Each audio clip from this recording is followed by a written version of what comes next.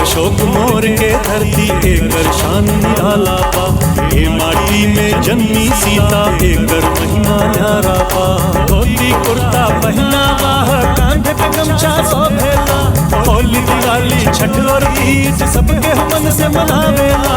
निर्गुण मुर्गी कजरी चैती गावे ई संसार। मधुबनी के चित्रकला से पाइन के हुआ। गंगा गंडक कोसी की बहती अमृत जलधार।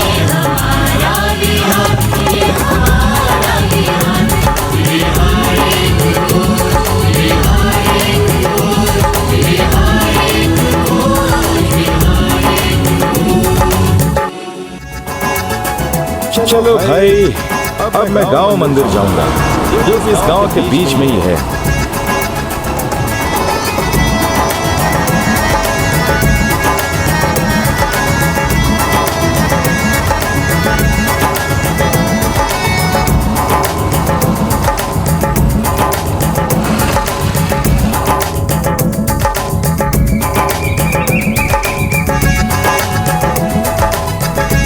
पावपुरी गांव जैन टेम्पल आ गए हैं। बहुत ही प्रसिद्ध है ये पावपुरी में। आइए अंदर भगवान महावीर के दर्शन करते हैं।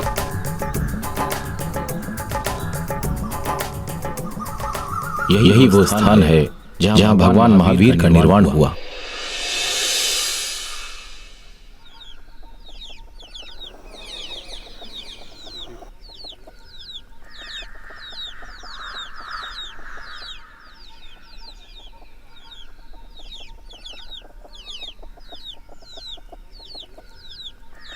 आज ये जो भव्य मंदिर आप देख रहे हैं, यहाँ पहले मिट्टी का ढेर हुआ करता था। उसी स्थान को जैन श्रद्धालुओं ने एक सुंदर मंदिर का रूप दिया।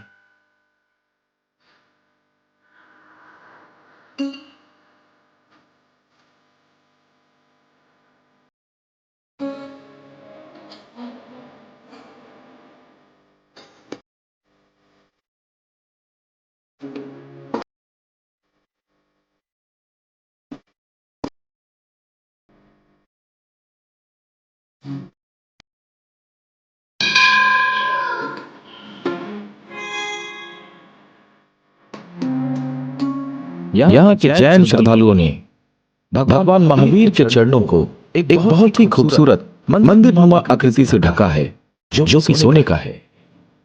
नमो सिद्धाचार्य पद्य संसादुर्य भविक निर्मल बोध विकासिकम जिनग्रह सुखदीपक दीपनम सुभाव विकास करते जना ददत भाव विकास करते जना ओम ग्रीम श्री परम सुसाय परमेश्वर जिनेन्द्र मृत्यु निवारणे श्री मृत्यु श्री वीर जिनेन्द्रया दीपम प्रजामहे स्वाहा। नमो सिद्धाचार्य पद्य संसादुर्य भविक निर्मल बोध विकासकम जिनग्रह सुखदीपक दीपनम सुभाव विकास करते जना ददत भाव विकास करते जना ओम ग्रीम श्री परम सुसाय परमेश्वराय जन जगन मृत्यु निवारणे श्री मृत्यु श्री वीर जिनेन्द्रया दीपम प्रजामहे स्वाहा।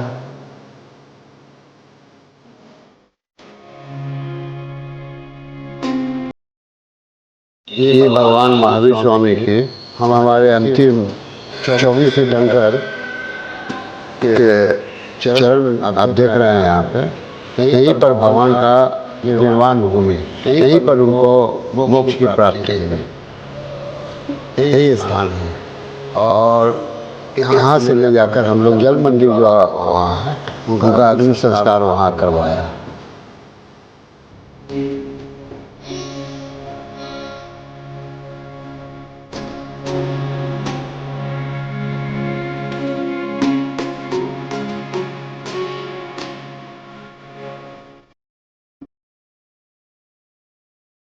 प्यारा गंगा गौतम स्वामी जी के चरण है, जो ये मतलब जो है चाइनीज साइड में उनकी प्रतिष्ठा हुई है।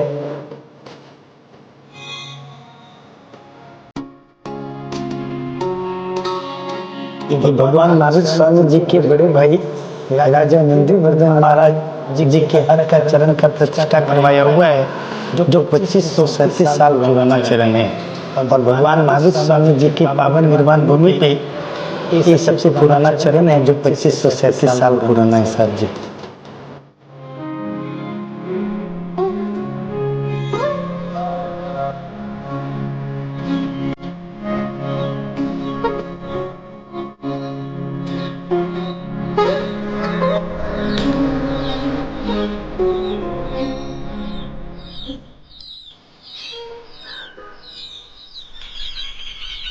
पावपुरी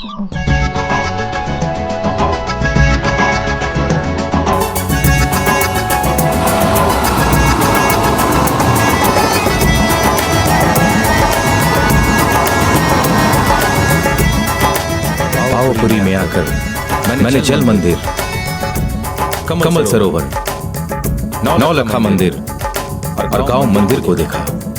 मुझे यहाँ बहुत ही अच्छा लगा। अब मैं बिहार शरीफ जा रहा हूँ।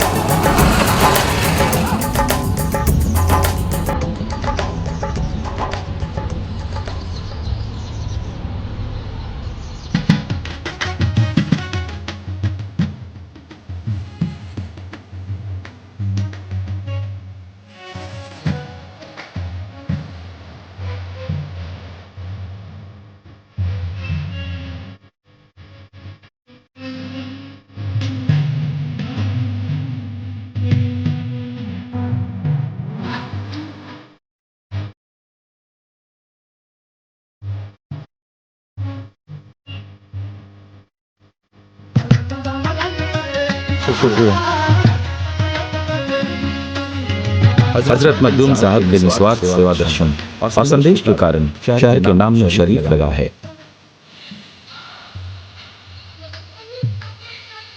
बिहार शरीफ को महान सूफी संत हजरत मखदूम शेख शफरुद्दीन या मनेरी का निर्वाण स्थान होने का गौरव प्राप्त है। इनका जन्म पटना के मनेर में हुआ था। इन्होंने दर्शन शास्त्र, आयुर्वेद, अंगणित की शिक्षा गुरु हजरत शफरुद्दीन से ली थी और सूफी की शिक्षा हजरत नजीबुद्दीन से ली थी। ये 57 वर्ष तक यहाँ रहे और बिना भेदभाव के दीन दलितों की सेवा की। शेख शफरुद्दीन अलिया मनेरी रहमतुल्लाह अलैह कई आस्थान मुबारक है। अकीदतमंदों का ये भी मानना है कि सच्चे दिल से मांगने वालों की मुरादें कभी खाली नहीं जाती हैं। बाबा सबकी फरियाद सुनते हैं।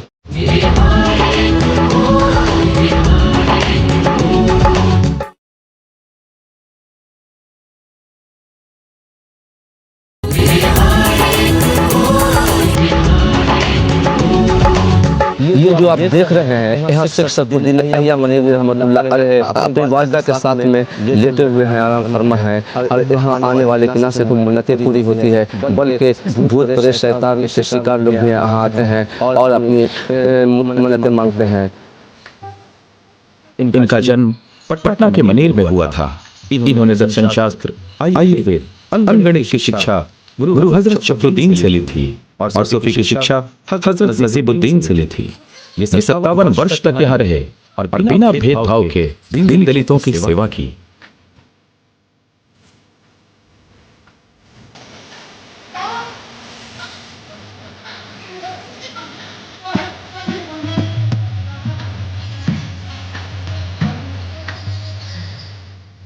इनके निर्वाण के बाद इस दरगाह को बड़ी दरगाह के नाम से जाना जाता है। कोई बिहार शरीफ आए और बड़ी दरगाह नहीं आए, अपनी मुराद मांगने के लिए नहीं आए, ऐसा हो ही नहीं सकता है। तो मुझे जरा इस जगह की खासियत बताएंगे आप प्लीज।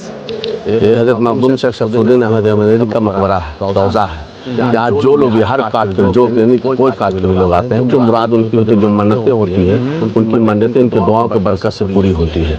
इनकी पैदाइश जो है मनेर शरीफ की है।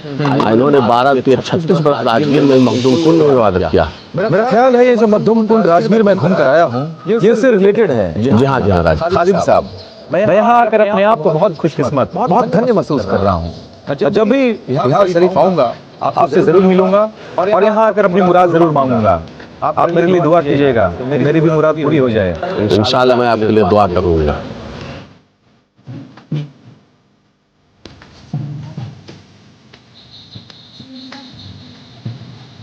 ये पेड़ जो आप देख रहे हैं, कहा जाता है कि मखदूम साहब एक बार दातून करके यहाँ फेंक दिए थे। वही दातून आज एक पेड़ का रूप ले चुका है। और ये मज़ारें जो आप देख रहे हैं, ये सब मखदूम शाह के करीबी लोगों की मज़ारें हैं।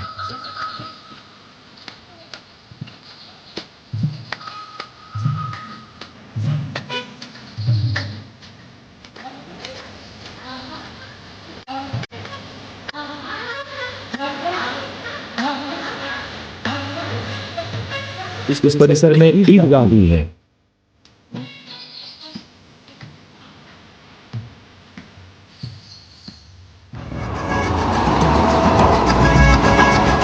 अब मैं एक ऐसे मंदिर जा रहा हूँ जहाँ पर प्रसाद की जगह लंगोट चढ़ाया जाता है।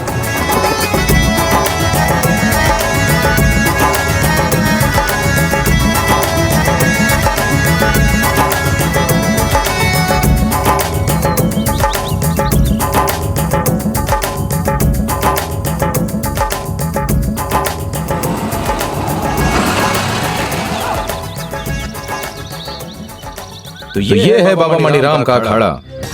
और उपासना करने का अधिकार अलग अलग है। तो ये कितने साल पहले की बात हुआ करती थी? 1248 में वो आए और 1300 ईस्वी में उन्होंने जिंदा समाधि दिया। लेकिन यहाँ जो लंगोट चढ़ाता एक प्रथा के बारे में कुछ बताई ना रहुआ। जब वो अपने गुरु के आदेश से जो है बिहार शरीफ को जो आए तो अपने गुरु के पास जाकर उनसे आशीर्वाद मांगा। आशीर्वाद के रूप में उन्होंने मांगा कि हमको सिर्फ आपका हाथ से एक लोटा, एक लंगोटा और एक सोटा चाहिए। पंडित जी, जब वहाँ पूजा करत रहनी तो देखने की दीवार पर लिखल रहे चल चल रे दीवार, और सामने वो शेर और दूसरा बाबा खड़ा रहलन। एक का मीनिंग बा? इनका मीनिंग यही है कि एक यहाँ के संत थे जिनका नाम बाबा मखदूम साहब था। वो इनसे मिलने के लिए, इनका अध्यात्म से प्रभावित होकर इनसे मिलने के लिए वो आए शेर पर सवारी करके। तो इनका एक शिष्य थे जिनका नाम था वही खलीफा। तो बाबा मणिराम जी से आकर के कहा तो बाबा जो है दीवार पर बैठे हुए थे, सुबह का समय था। तो कहने के इतने बड़े संत को जो है 2 कदम चल कर स्वागत करना चाहिए। तो उन्होंने जो है दीवाले को कहा कि चल चल रे दीवार। तो जो दीवाले फटा और दीवाले चला। बाबा मखदूम साहब कहे कि भाई तुम ही बिहार शरीफ को संभालो और मैं जो है अपना जो है स्थान वापस जाता हूँ। कहें कि सब कुछ यही है, आप सिर्फ ये मान के चलिए कि आप भी उधर जो अपना इबादत कीजिए, मैं भी इधर राम नाम करूँगा, इसमें किसी तरह का कोई बाधा नहीं। वाह। तो बाबा अब हमें आज्ञा दीजिए, हम यहाँ आएंगे तो आपसे ज़रूर मिलेंगे बिहार शरीफ में। आपने मुझे इतनी जानकारी दी, इसलिए बहुत बहुत शुक्रिया।